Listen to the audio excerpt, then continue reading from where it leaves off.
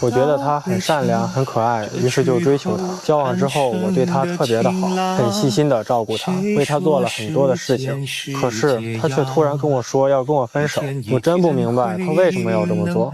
我对他这么好，他还要跟我分手，我实在是想不通。却好无聊，像一片刺青擦不掉。哎，如果一个人真的爱另一个人，另一个人能看不到吗？我倒是有满满的疑问。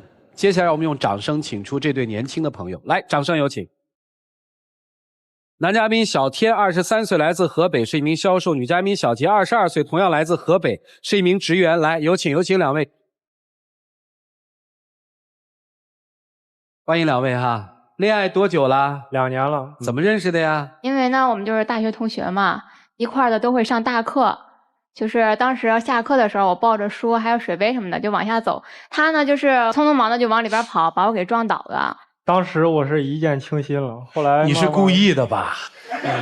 只是以前见过，稍微有点注意。后来我就一直追他嘛，一直追。哦，对，然后生病了我就给他送药，给他买饭，然后下雨了嘛，赶紧给他送伞，然后天热了吧，就赶紧给他送冰镇饮料。这追了多久？2、3个月，也不容易哈。是不是追到手之后就对人不好了？肯定不是啊，我对他特别好。你要对他真的那么好，他怎么会对你的爱视而不见呢？我就觉得奇怪了。他对我就是也是挺好的，就因为其他的事儿嘛，因为就是他的就像有些做事啊，或者是跟朋友之间的关系，就让我感觉他越来越不靠谱了。我哪有不靠谱啊？他咋不靠谱啊？当初毕业的时候，我家里就给我找好了工作，他就说啊，想让我跟他留到就是石家庄。我当时还不是为了咱俩不分开吗？到时候异地恋可能产生的问题就更多了。可是其实现在的问题比那样还多。对，咱们先说石家庄这件事儿啊。他当时跟我说的是什么呀？说是你家里给我安排工作，不会比我家里待遇差。那我相信了你，我跟你留到这儿了。那现在呢，还不是我自己找的工作吗？等于男生吹了个牛是吧？对，说家里给你安排工作，其实没安排，是你自己找的。是吹牛了吗？当时我是认为家里能给他安排工作，可是你跟家里人说了吗？我跟他们提了一下，然后当时他们特别忙，也没顾上，就是太认真。反正就是吹牛了呗。他不光是这样，跟谁都是好哥们儿那种，没事的啊，跟人家说啊，这是我兄弟啊，咱给他找对象嘛，把我闺蜜介绍给他。我跟我闺蜜说了，我闺蜜就是也挺上心的。后来我就帮介绍一下，是你认识人家吗？人家想找对象了吗？我当时并不清楚那个状况，因为我看在学校都是孤单一个人，我以为他没有对象了，然后他各方面也挺好。那人家跟你熟吗？人家在学校外边有对象，这个你知道吗？我室友确实跟他是好哥们儿。那你说你把我闺蜜弄成什么样了？一个女生被一个男生都不搭理，那你让他怎么想呢？就因为你的不靠谱，他现在都不搭理我了。而且他还以为是我跟他合起伙来耍他呢，他就老是跟我胡说八道，说跟这个官校跟那个官校在那称兄道弟的。我们学校就是都会有几个驾校嘛，大学。他跟人说聚会的时候喝，他就说啊，那个你们谁报驾校啊？啊，没事，我认识，可以给你便宜点儿。便宜了吗？然后后来呢，我真不好意思说他这个事儿了都，因为就是后来就是有几个同学就是想报驾校的，说你不是有熟人吗？然后就说啊，行，那个给我介绍介绍吧。我确实是认识那个驾校里的人，但是他不是最后拍板的，我找他去了，然后他说领着我去，然后结果他上级不同意，就是那个便宜啊，然后便宜了吗？后来没便宜，但是我自个儿掏腰包把那个差价补上了。那你为什么不跟你兄弟说呢？今天这一个你给他补差价，那明天呢？后天呢？10个、20个你都给人补差价吗？但是因为当时跟人家说好了嘛，我也不能自个儿打自个儿脸呀，毕竟是一个承诺。那你就打肿脸充胖子呗。哎，好，这就别吵了，这听着确实有点不靠谱。除了不靠谱没别的吧？他全是不靠谱啊。他对你还算好吧？不会勾三搭四吧？哎呀，一说这个我就来气。我乌鸦嘴。他手机里边总共就没有多少好友，但是一大多半都是女生。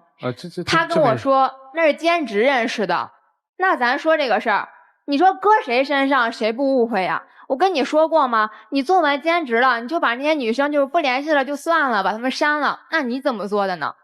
这不是为了多个朋友多条路吗？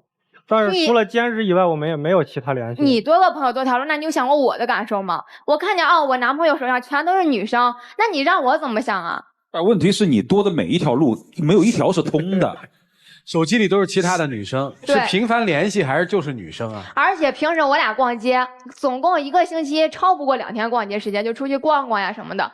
他没事了就在那打电话或者聊 QQ， 那个手机架在那嘚嘚嘚嘚的，一个劲儿的响。我说他吧，他就然后走老远去给我接电话。跟谁聊啊？在我看来就是那些女生。不是啊，基本上都是工作上的事儿。打电话离他远，这是我长久以来养成的习惯。因为我不习惯就是接电话的时候旁边有人。对，我知道，我明白，就是在电话里谈那些上千万的买卖什么的，是吧？这个不能给别人听去，那我是伤及无限。你女朋友，你都要躲着我吗？姑娘，我其实特想问一个问题：给闺蜜介绍男朋友，对，在驾校的补差价，跟同学的吹牛，这一系列事情都应该是在大学毕业之前。他都这么不靠谱了，你为什么还愿意跟他在一起呢？其实就是在我心里嘛，他就是在这些方面他是不靠谱啊，就是怎么说呢？因为就是我对他好。你怎么对他好的？我平时也给他买这个礼物、送花什么的啊，然后就是肯定不让他比别的女生差。可是那些我说过，像买花、买礼物什么的，我不需要这些东西，我就想咱俩平平淡淡在一块儿就行了，为什么还要那些物质上的东西呢？后来他又跟他兄弟借钱，说是我要他花钱。我没那么说，我就是随口提了一下。你随口提，你为什么要拿我出来当借口呢？你这样让那些兄弟怎么想我呢？一个女生跟自己对象要钱花，但是我跟你要过吗？我没有说你跟我要钱花，我就是提了那么一下，是为了给你花钱。然后关系再好，他借钱也总得有个理由吧？那你想过我没有呀？在你兄弟眼里，那我就是个物质的女生，我跟你在一块儿，我就是为了跟你要钱花的。但我借的大多数钱确实花在你身上了。我明白了，听明白了啊！女生虽然不物质，但是男生要扮演的很物质，是吧？因为我不想让他比别人差嘛，就是别人搞对象有的，我也得让他都有。那你有那实力吗？我虽然借钱了，但是我平时兼职，就是借钱的时间肯定不长，基本上都是2、3天就给人还回去。兼职你还好意思说呀这个事儿？你说说，我平时看你手机，你手机里边跟那些女的合照是怎么回事啊？那都是就是兼职活动完了之后，人家非得跟我合照，我也不能拒绝啊。你不能拒绝，那如果我和别的男的我俩合照，我也说是兼职的关系，你会怎么想我呀？不是，他们合照到什么程度啊？就合个照有什么呀？脸都快贴一块了。哎呦，挺有魅力哈！你都跟那些女生说了些什么呀？我没说什么，他们那么愿意跟你照相，就是一般情况下都是我给他们介绍工作嘛。你真给他们介绍工作啊？不是，就是介绍兼职，普通的学生兼职。你能给人介绍几个好的工作呀？你还这么说，你就老是胡说八道吧？你就不肯说实话你。姑娘，那你现在的意思什么意思？今天来这儿的目的是什么？他现在这么越来越不靠谱，我不知道该怎么办了。哦，那就交给老师们吧，来一起进入丘比特问卷。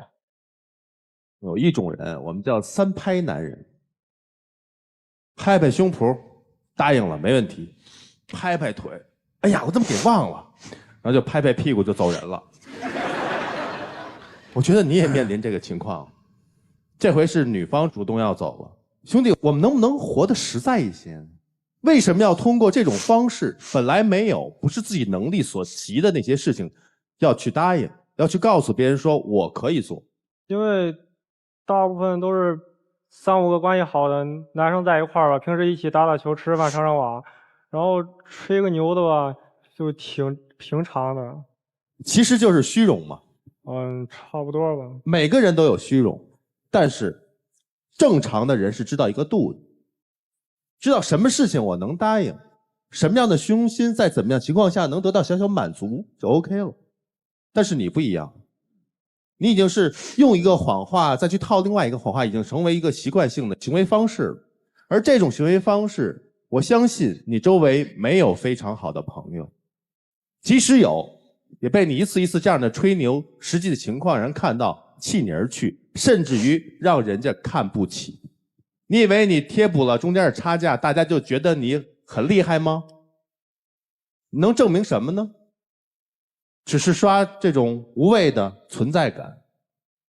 我们还是要回到根本，脚踏实地的做人，才有可能给到自己的女朋友安全感。其实貌似我们嘻嘻哈哈听到你说的那些事情，我们觉得挺可笑，但是在你的女朋友心里听到，感觉很难受的。踏踏实实的，坦坦荡荡的做人，对你女朋友，包括对你周围的朋友，都要以真心换真心，否则你先失去的是朋友，最后失去的就是爱人。小天，我可不可以请教一个比较冒昧的问题？在成长的过程里面，你觉得父母亲爱你吗？爱。我不明白一件事，你觉得吧？如果今天你书不是念得特别好，或者是表现得没有特别乖巧，帮忙做家事，爸妈还会爱你吗？会。那你相信你的朋友，或是站在你对面的这个女孩，即使你不送花送巧克力，不让她过得比别人一样好，甚至更好，你的朋友假设没有你这么照，还能替人家贴补差价，你认为他们还爱你吗？会。那么何必这么累呢？我想要告诉你的是，你需要先喜欢自己，跟找到那个爸妈爱你，而你呢，即使不做家事，不用表现特别好，也能被爱的那种安全感。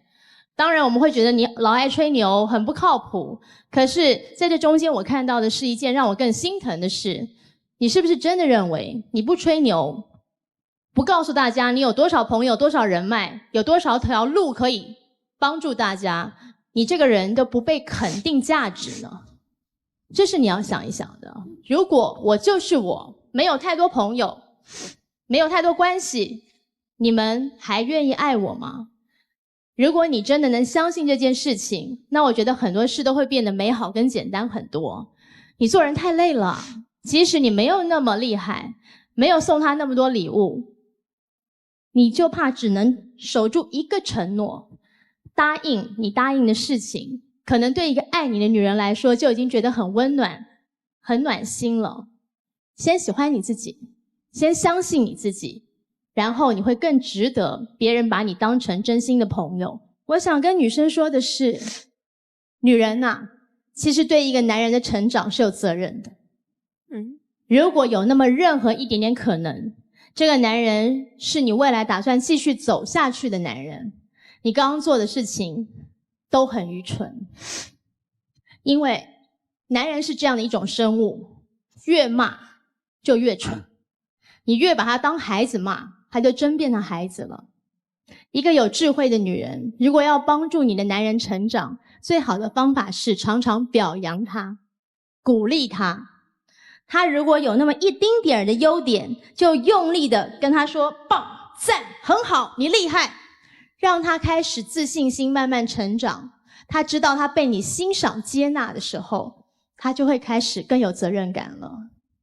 当你不断的说他，数落他，说你不靠谱，你实在是就会吹牛，一点用都没有，他就真的会被你骂成一个完全没有用的男人了。这句话我也告诉天下女人，我也提醒我自己，永远不要用数落、嘲笑的方法对待一个男人，他永远不会成长，他只会崩溃。而男人要守住承诺，扛起责任，才能做一个被信任、被爱的男人。不轻诺，故我不负人；不信诺，故人不负我。不要轻易的许下承诺，你就不会辜负别人；不要轻易的相信承诺，别人就不会辜负我。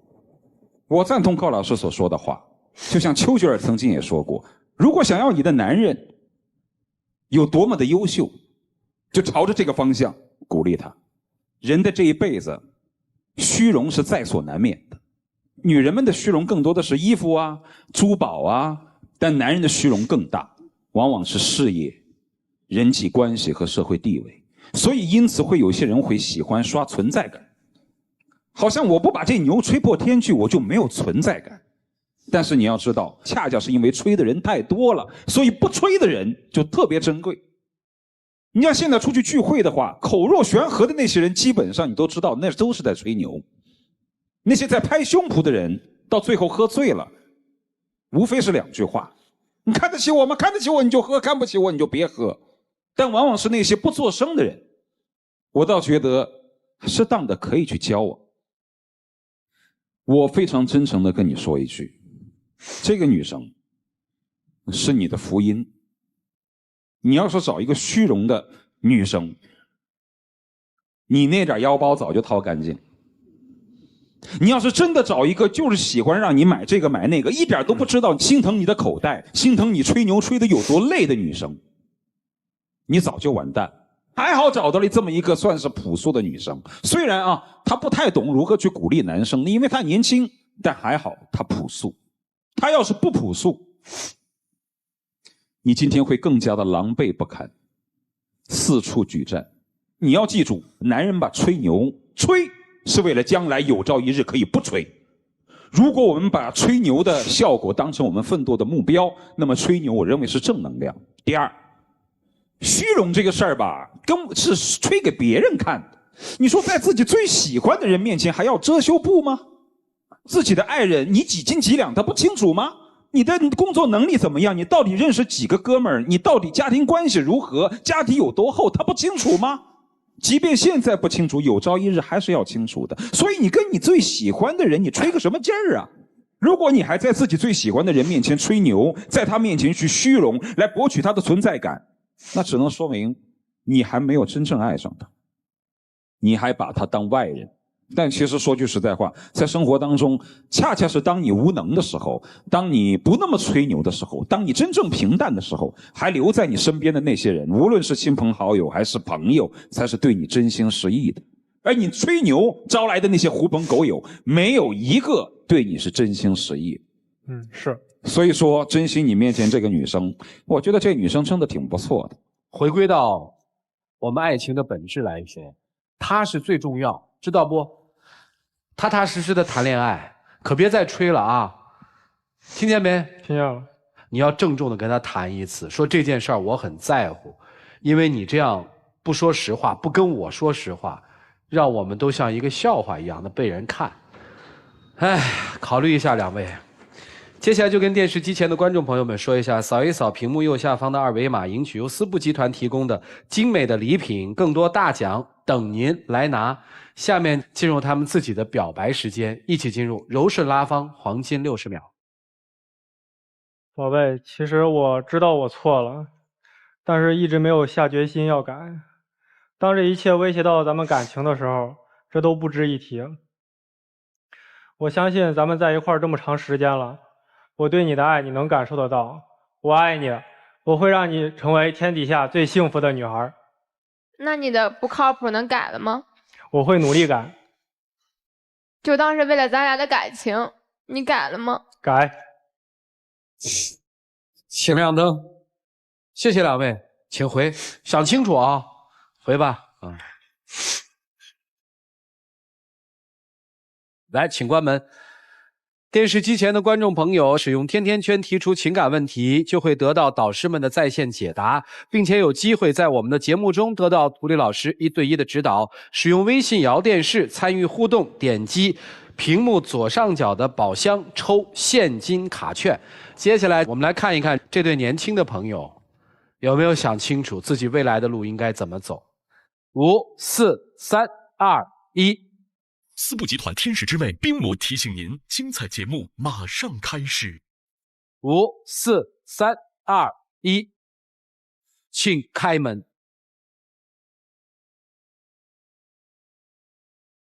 就是爱你爱着你，有悲有喜有你，平淡也有浪。谢谢你没离开我，我爱你。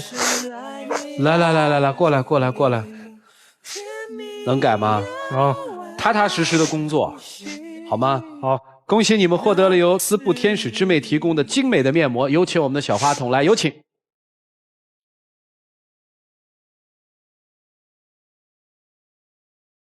好，谢谢。带着妹妹，牵着妹妹的手，小心一点。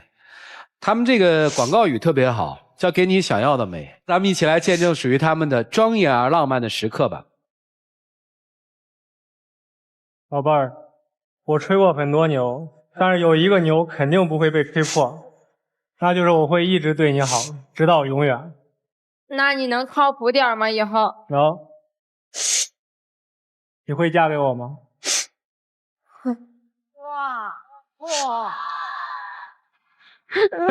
亲亲啊！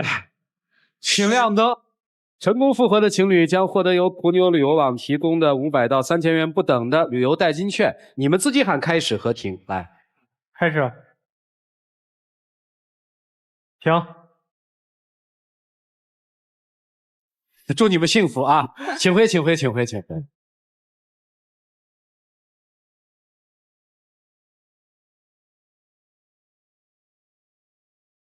加油，加油！